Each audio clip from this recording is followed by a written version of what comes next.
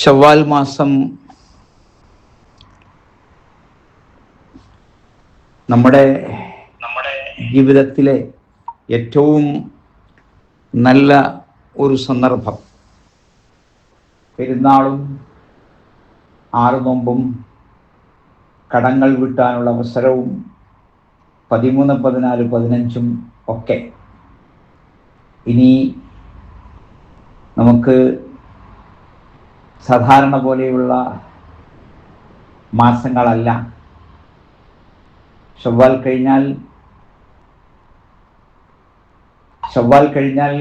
ദുൽഖഅദ, ഇനി ദുൽഹിജ്ജ, പിന്നെ മുഹറം തുടങ്ങിയ മനോഹരമായ അത്ഭുതകരമായ ആശയങ്ങളും വിഷയങ്ങളും ഉൾക്കൊള്ളുന്ന മാസങ്ങളാണ്. അല്ലാഹു അനുഗ്രഹിക്കുമാറാകട്ടെ. ഈ പ്രപഞ്ചത്തിന്റെ സൃഷ്ടാവ് നമുക്ക് നൽകിയ സന്ദേശം ഇന്ന ഇദ്ദത്ത ശുഹൂരി ഇൻദല്ലാഹി 12 ശഹ്റൻ ഫീ കിതാബില്ലാഹ് യൗമ ഖലഖസ് സമാവാതി വൽ അർദ്. ആകാശഭൂമികളെ പടച്ച അന്നു മുതൽ കൊല്ലം അള്ളാഹുവിൻ്റെ അടുക്കൽ 12 ഇന്നും ഇന്നലെയുമല്ല, നൂറ്റാണ്ടുകൾ അല്ല, ആയിരത്താണ്ടുകൾ അല്ല, മറിച്ച് എന്നാണോ ആകാശഭൂമികളെ പടച്ചത് അന്നു മുതൽ. അത് എന്നാണ്? നമ്മുടെ ശാസ്ത്രജ്ഞന്മാരുടെ നിഗമനങ്ങൾ, ഊഹങ്ങൾ അനുസരിച്ച് 254 കോടി, എത്ര? 284 കോടിക്കൊല്ലങ്ങൾക്കപ്പുറത്ത് ഈ ഭൂമിയെയും സൂര്യനെയും ചന്ദ്രനെയും ഒക്കെ പടച്ചിട്ടുണ്ട്. അന്നു മുതൽ കൊല്ലം 12 മാസമാണ് എന്ന് പറയുമ്പോൾ സുബ്ഹാനല്ലാഹ്, എന്താണിതൊക്കെ? അപ്പോൾ അതാലോചിക്കുമ്പോൾ അത്ഭുതമാണ്, അത്ഭുതത്തിൻ്റെ അത്ഭുതമാണ്. എണ്ണം എന്നത് ഈ പ്രപഞ്ചത്തിൻ്റെ സൃഷ്ടാവിൻ്റെ പ്രത്യേകമായ സവിശേഷതയാണ്.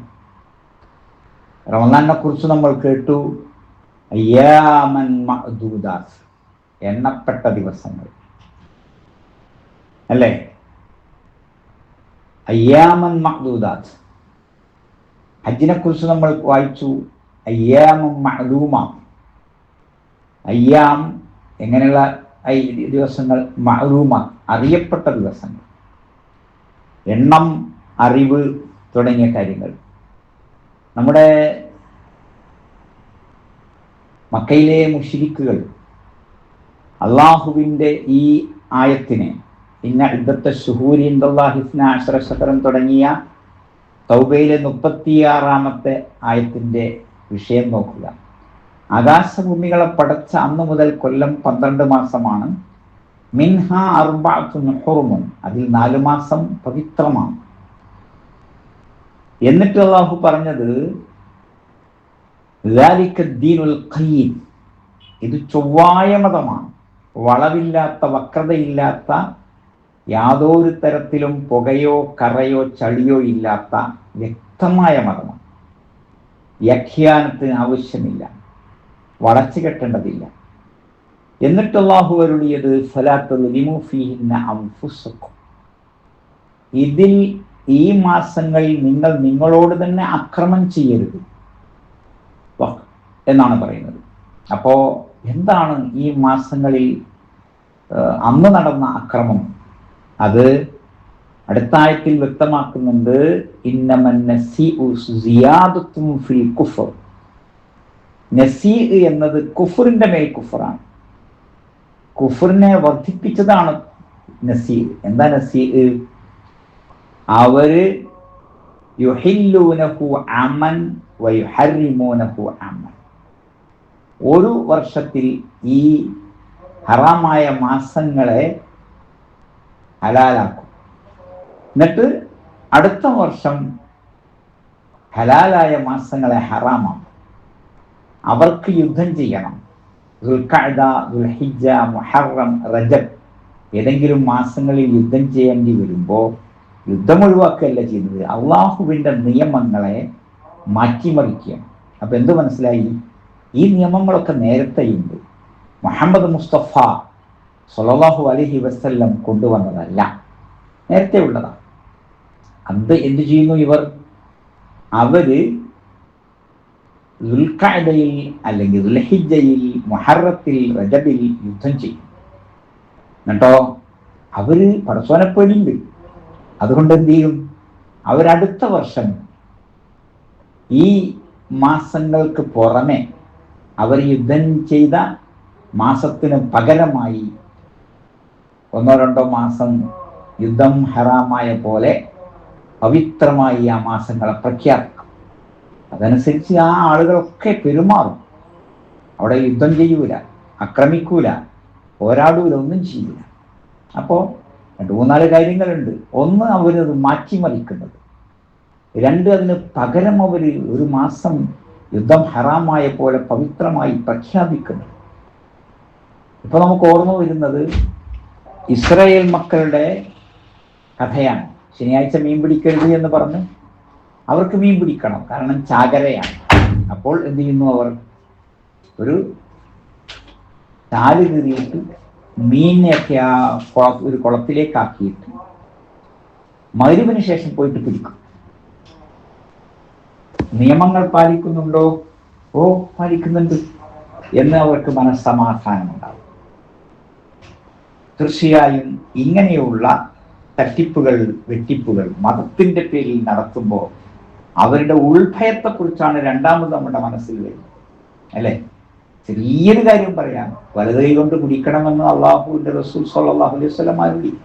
ചെകുത്താനാണ് ഇടത് കൈ കൊണ്ട് കുടിക്കുക എന്നും പറഞ്ഞു. എന്നിട്ടും ഇടത് കൈ കൊണ്ട് കുടിച്ചിട്ട് വലത് കൈ കൊണ്ട് മെല്ലെ വിട്ടുവിടും. അതാ ഉൾഭയത്തിന്റെ ഭാഗമാണ്. പറഞ്ഞ പോലെ ചെയ്താൽ മതി. ശരി, അള്ളാഹു അനുഗ്രഹിക്കട്ടെ. അപ്പോൾ ഇവിടെ മാസങ്ങൾ പവിത്രങ്ങളാണ്. 4 മാസങ്ങൾ. ആ മാസങ്ങളിൽ ഒന്നാണ് ദുൽഖഅദ, ദുൽഹിജ്ജ, മുഹറം. അപ്പോൾ നമ്മൾ ആ പവിത്ര മാസങ്ങളെ പവിത്രങ്ങളായി നമ്മൾ ഇപ്പോൾ കാണുന്നത് എങ്ങനെയാണ്, കാണേണ്ടത് എങ്ങനെയാണ്? കുറച്ചുകൂടി അച്ചടക്കവും ഒതുക്കവും ഭക്തിയും നിയമങ്ങളോടുള്ള താല്പര്യവും എല്ലാം കൊണ്ട് നടക്കുക. കൂടുതൽ നന്മകൾ ചെയ്യുക, കൂടുതൽ തിന്മകളിൽ നിന്ന് വിട്ടുനിൽക്കുക എന്നിങ്ങനെയുള്ളത്. ഓർക്കണം, പ്രപഞ്ച സൃഷ്ടാവ് ആദ്യമേ തന്നെ നൽകിയ നിയമങ്ങൾ കാലങ്ങളായി, നൂറ്റാണ്ടുകളായി അവിശ്വാസികൾ പോലും ബഹുമാനിച്ചും ആദരിച്ചും പോന്നു. ഇത് എന്നും അവരിങ്ങനെ മാറ്റിമറിക്കുന്നൊന്നുമില്ല. അപ്പോ അതിലെ ഒരു വിഷയം അള്ളാഹു അരുളിയത്,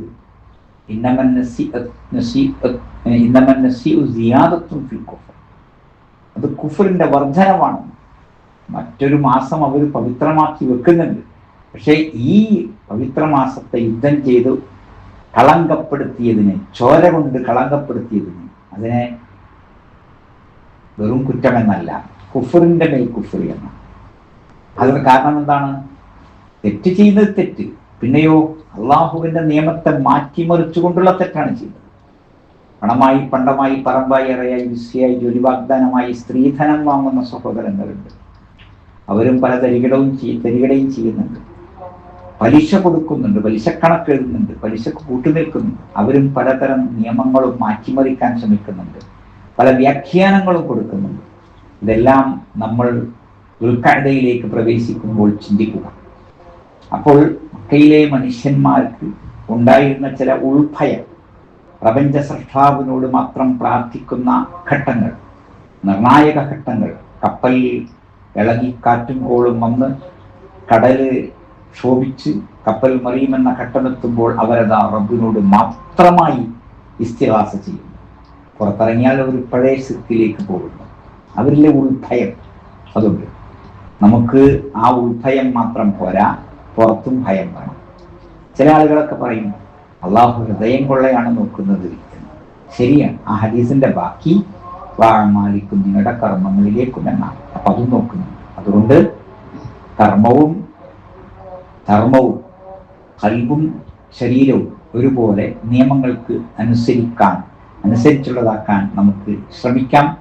അല്ലാഹു സുബ്ഹാനഹു വ തആല നമ്മളെ എല്ലാവരെയും അനുഗ്രഹിക്കുമാറാകട്ടെ. ഈ രണ്ടായത്തുകൾ ഉൾക്കൊണ്ടുകൊണ്ട് പവിത്ര മാസങ്ങളെക്കുറിച്ചുള്ള ചിന്തകൾ, നിയമങ്ങൾ പഠിക്കാനും മനസ്സിലാക്കാനുമുള്ള സന്ദർഭങ്ങളാക്കി മാറ്റുക. അള്ളാഹു പവിത്രങ്ങളായ ഈ പ്രഖ്യാപിച്ചവയെ ബഹുമാനിക്കുമ്പോൾ അതിന് പ്രത്യേകമായ പ്രതിഫലമുണ്ട്. തഖ്വൽ ഖുലൂബ്, ഹൃദയത്തിന്റെ തഖ്വയാണ്. അള്ളാഹുവെ കാത്തുരക്ഷിക്കണം. രോഗികൾക്കെല്ലാം ശിഫ നൽകണം. മരിച്ചുപോയ സത്യവിശ്വാസികൾക്ക് സ്വർഗം നൽകി അനുഗ്രഹിക്കണം.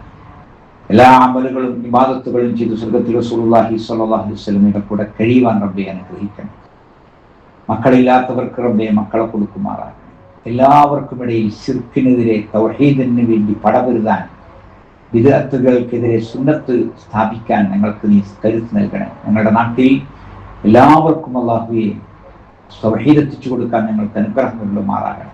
ഞങ്ങളുടെ മൊബൈലിലൂടെ, പേജിലൂടെ, സ്റ്റേജിലൂടെ ഈ ആശയം എല്ലാവർക്കും എത്തിക്കാൻ അനുഗ്രഹിക്കണം. റബ്ബനാ ആതിനാ ഫിദ്ദുനിയാ ഹസന വഫിൽ ആഖിറതി ഹസനത വഖിനാ അദാബന്നാർ വൽഹംദുലില്ലാഹി റബ്ബിൽ ആലമീൻ വസല്ലല്ലാഹു അലാ ഖത്തമിൽ അംബിയാഇ വൽ മുർസലീൻ. അസ്സലാമു അലൈക്കും വറഹ്മത്തുള്ളാഹി വബറകാതുഹു.